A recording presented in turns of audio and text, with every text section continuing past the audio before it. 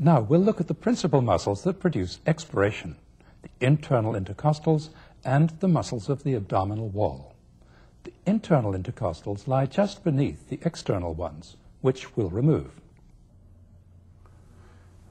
Here are the internal intercostal muscles.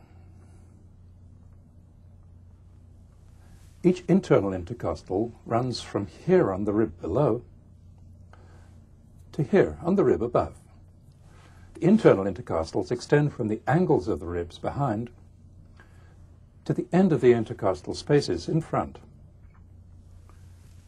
The fibers of the internal intercostals run forward from below upward. To show how they act, we'll look at the model again with the force now applied in the direction of the internal intercostal fibers. As the force is applied, the ribs move downwards. As the ribs move downwards, their ends, together with the sternum, move backwards. The action of the internal intercostals moves the anterior chest wall downwards and backwards. The other important muscles of expiration are the muscles of the abdominal wall. They have two important effects. We've noted already that they raise the intra-abdominal pressure and so push the diaphragm up. In addition to this, abdominal wall muscles pull the lower ribs downward, assisting the action of the internal intercostals. We'll be seeing these muscles in detail in the next section. Here, we'll just take a quick preview of them. On each side of the midline are the rectus abdominis muscles, which go from the 5th, 6th and 7th ribs down to the pubis.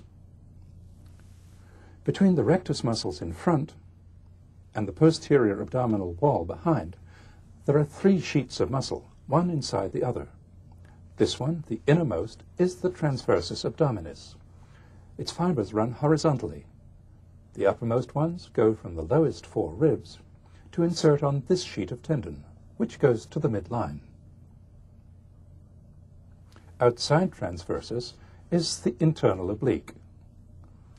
Its fibers arise from the iliac crest and fan out in many directions, the highest ones inserting on the lowest 3 ribs. Outside the internal oblique is the external oblique. It arises from the lower 7 ribs and inserts partly on the iliac crest, partly into this broad tendinous sheet, the external oblique aponeurosis. The most important contribution that the abdominal wall muscles make in the movements of respiration is in the powerful action of forced expiration, as in coughing or sneezing.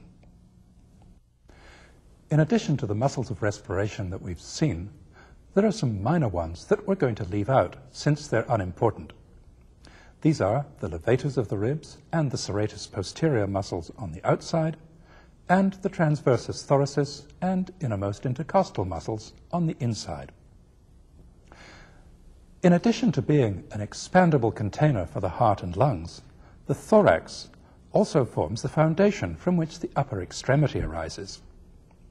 The muscles of the shoulder region, which cover up most of the ribs in front and all the ribs behind, are shown in Volume 1 of this atlas.